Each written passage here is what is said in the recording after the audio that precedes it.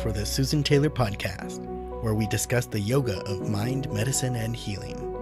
Author of Feeling Good Matters, Sexual Radiance, and the Vital Energy Program, Dr. Taylor imparts authentic knowledge and practical tools that inspire, educate, and empower us to be a healing force for positive change.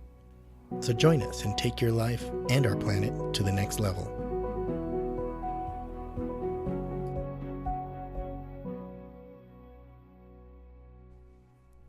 Hello and welcome to episode 78, The Science of Meditation. It's been said that meditation can introduce you to yourself, and we also gain access to our own powerful inner resources for awareness, transformation, and healing. The content of today's podcast has been chosen from the questions that I've been getting through our audience and our community members. So in today's podcast, I'd like to discuss the different types of meditation and stress reduction, as well as what science has to say about meditation. According to data from the 2017 National Health Interview Survey, released in November of 2018, the number of American adults and children using yoga and meditation showed a significant increase over previous years. Specifically, they found that United States adults use meditation, or their use of meditation in the past 12 months tripled between 2012 and 2014, going from 4.1% to 14.2%. And the use of meditation among children in the United States, and children were defined as age 4 to 17, also increased significantly from 0.6% in 2012 to 5.4% in 2017. So it is becoming it is building momentum and becoming more mainstream. I remember when I started in 2005 teaching healthcare practitioners, I had called several places and they actually did not even want to discuss. They used to say the M word, and they didn't want to hear the word meditation. So it's improving, and that's a good sign. So what is meditation? You know, there are many definitions, but here's one that the Western science model uses. And it's according to what I have gotten from the National Health Interview Survey. How are they really defining meditation? And what they say is meditation is a mind and body practice that has a long history for use in increasing calmness and physical relaxation, improving psychological balance, coping with illness, and enhancing overall health and well-being. Meditation is a mind-body practice focusing on the interactions among the brain, mind, body, and behavior. And this definition does indeed, in my opinion here, focuses on what meditation does, but it doesn't really say what meditation is all about. And I'd like to add to this and say that meditation is a tool to help train the energy field of the mind, because think of the mind as energy, so that the mind's energy becomes clear and one-pointed. And it's a technique that allows the practitioner, that the person who's participating in it, to attend to the workings of the mind. In other words, train their awareness of the mind's energy. And that's why I teach the tools for a person to focus their awareness, because by focusing your awareness, some people use the word attention. I like to use the word awareness because it's more universal, it's more encompassing of really what the mind field is about, awareness. But you focus that awareness, or if you like the word attention, we can say that we gain access to the inner dimensions of our reality. In other words, we find out who we are. And the only way you can really see that, it's not me talking about it intellectually, it's really to experience it and feel it for yourself. Many ask me, what type of meditation do I teach? And before even starting out on that, I always say, I don't teach meditation. I give the practitioner or the student the tools in which they can develop their own practice. And I have pondered this, and I've come up first with what is meditation and how do we train our mind utilizing the practice of meditation. So I'll bring another definition into this so that it can really show what meditation is and then how we approach it. Meditation is that which allows you to attend to the mind, and I've mentioned that. And we utilize the skill and the skills that are gained through certain practices, head, neck, and trunk align.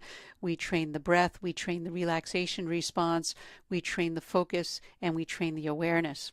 So what we do is we utilize the skill or the tools to gain mastery over the roaming tendencies of the mind so that we can gain access to what lies behind the mind, or beyond, I should say, not the word behind, what lies beyond the mind. There are two common types of meditation included. One is focused attention. I like to use ours, focused awareness, including mantra and metta. And then there's open monitoring meditation, including Zen and Vipassana. And the current mindfulness practices that we see and people are practicing fall into this category, where you're trained to be attentive to your sensory mind, and in more advanced practices, the other functions of mind.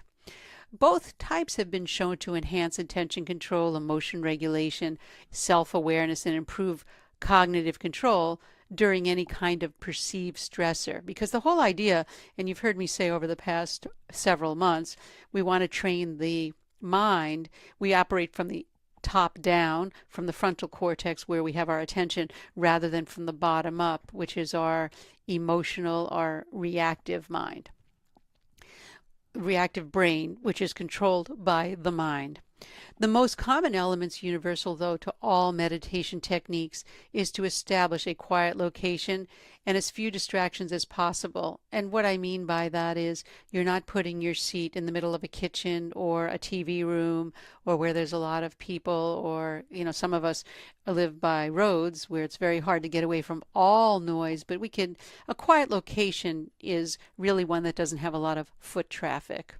And we need to have a comfortable posture. Many report lying down and walking and other positions. I teach, and we teach in our program here, the sitting posture, because learning to sit and be still, that gives us a foundation for which that we can start doing our inner work. And then a focus of attention. Some people choose words. I tell people to really use mantra, which is more of a sound that's universal, and it doesn't have a significant meaning like when people say joy, joy, joy, joy, love, love, love, love. That's not the same as really using a mantra, a vibration that's associated with whatever we would like to establish within our mind field. Or even people have focused their attention on the sensations of breath, in which we teach that also. And other common elements is an open attitude, letting distractions come and go naturally without judging them. Others have an open attitude to pay attention to the sensory mind. We don't teach that in our programs because the senses, we can be using senses forever, because remember, senses are employed by the mind to be active in the world. And what we want to do is really seal our senses and focus our mind. And with that said, let's take a closer look again. The quiet location, I said, should really be in a place that doesn't get a lot of foot traffic, even if it's a little corner in your bedroom or I wouldn't say living room, because that's more of a general place for people to come. A comfortable posture, which head, neck, and trunk should be aligned, and hips should be higher than the knees. And we have those types of props that we teach in our master class where you can actually establish a comfortable posture, because that's key to paving the way and setting the template for you to get into that place of stillness and work with the mind. Focus the attention, and I mentioned we can do breath or mantra, I prefer, not just any chosen word that somebody might have given to you. And an open attitude, or let's say an attitude of non-attachment. As things come up, they come and they go, rather than creating a whole story. And many of us who practice, and you out there who are practicing, sometimes a thought comes up and we take that thought, and before we know it, we've been telling ourselves a story and rehearsing things instead of doing our practice and focusing back on the mantra or the breath. For thousands of years, cultures have used meditation practice as a way to live with health and well-being. And over the last decade, modern science has stepped into establishing its credibility, which is pretty cool and pretty great, because we're able now to bring it into mainstream, because it confirms the benefits through the study of the brain. Again, in Western models, we always need to have that tangible element for people to want to do things in the scientific world. So while scientific understanding of meditation is still in its infancy, research does suggest that working with meditation and the practice of mindfulness, or focused awareness or focused attention does change the structural and functional aspects of the brain. We know that they can change, and it's called brain plasticity. I've had podcasts on that and blogs. You can go and refer to those if you'd like more. There is evidence that focused awareness, focused attention, open monitoring, regulation, transcendental meditation, which is more of a focused practice on mantra, result in both long-term and short-term changes in the brain, including increases in the cortical thickness of regions like the prefrontal cortex and the insula. And all forms of meditation do result in significant changes in the cortical and subcortical activity. However, different forms do elicit activation in other parts of the brain, and actually different aspects or different regions of the brain. There was a study done in 2012 where researchers compared brain images from 50 adults who meditate and 50 who don't meditate. And the results suggested that people who practiced meditation for many years had what we call gyrification, more folds in the outer layer of the brain. And as I said, that process is called gyrification. And it actually may be associated with the brain's ability to increase its ability actually to process information. So that's pretty interesting that we have more folds in the brain for seasoned meditators. And seasoned can be just doing it for a year consistently for 5 to 15 minutes per day, maybe longer. I don't know specifically, and I don't think anyone can actually say how long it takes.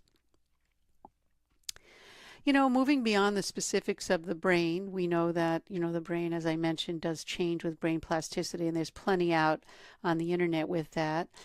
Meditation and its practices also have been found to influence physiological variables like heart rate, respiratory rate, systolic blood pressure, and diastolic blood pressure.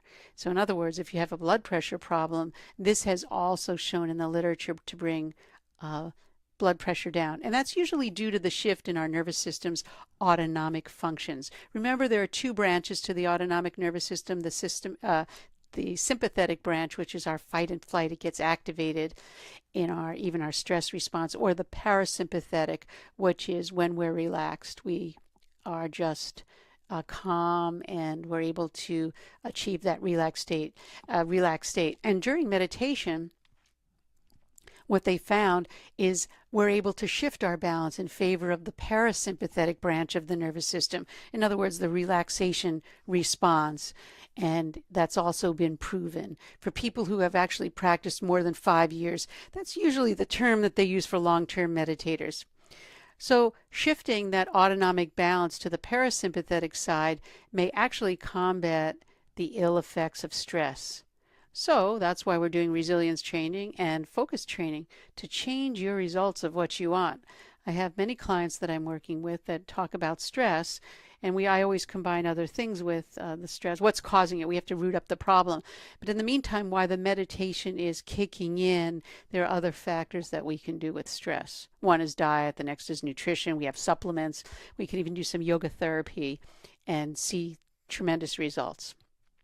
Now, not just for patients, but several studies have also looked at the effectiveness of meditation-based practices for clinicians and have identified a range of beneficial, physiological and psychological outcomes. And there are many studies that support the concept of using mindfulness-based practices and meditation techniques with the health care professionals for reducing stress, anxiety, professional burnout.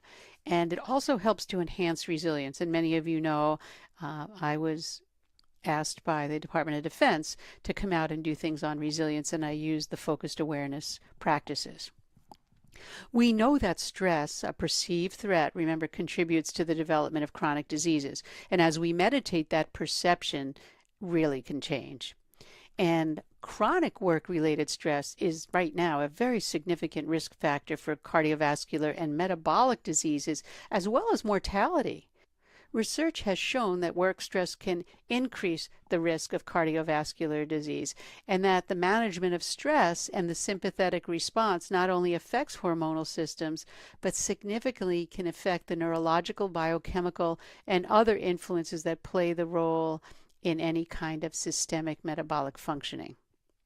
But we really don't need research to tell us that a regular practice of stress-reducing activities like Tai Chi, yoga, meditation, mindfulness have a beneficial effect on the health-related quality of life and even resilience, as well as the physiological parameters that are incurred. Again, I teach in meditation that relaxation practices appear to directly stimulate the vagus nerve. Remember, that's a parasympathetic nerve. What did I just say? That we shift to a parasympathetic system. It gets more activated, more stimulated. That's fantastic. Just with breath, you can do that if you don't want to meditate. So it leads to that parasympathetic dominance, and that enhances our cardiac function, mood, energy states, as well as enhanced neuroendocrine, metabolic, cognitive, and immune responses. And there's research to show all of that. When we take a holistic approach to health, wellness, and healing, meaning keeping the physical, mental, and emotional, as well as our spiritual balance in mind, we create a foundation for health and well-being, because all layers of our being are reflected in the functioning of our biological systems. Remember, how we think is creating the blueprint in our body. As always, I say, do your research and see what works for you. Those that have written in and wanted more information on meditation, hopefully I covered what you asked for today. But do your research. Try to sit down for a few minutes. See what it's like to breathe every day systematically. Take our master course and learn what it's like to really have that system in, that systematic approach. Keep in mind, everyone, that if you like this podcast, I'm enjoying your questions, your comments. Share it on the YouTube channel. You can go there and subscribe and share it with whoever you'd like to hear it. It will support our community. Also coming in June, in fact June 4th, is a new webinar series that I'm doing on food to focus, where I'll be discussing more principles of nutrition. I'll talk about nourishment, digestion, and cleansing, detoxing the mind from both a physical as well as a mental perspective. And I'm going to combine both Western and Eastern models of medicine. So sign up soon. And if anybody has any things they'd like me to cover, I would love to do that for you. And that brings us to the end of this episode. And keep in mind, the Susan Taylor podcast does come out every week and is available on susantaylor.org, iTunes, Stitcher, YouTube, and other podcast formats. So visit susantaylor.org for more information or to contact us with any questions, comments, or feedback. And until next time, remain calm, consciously aware, living in the moment.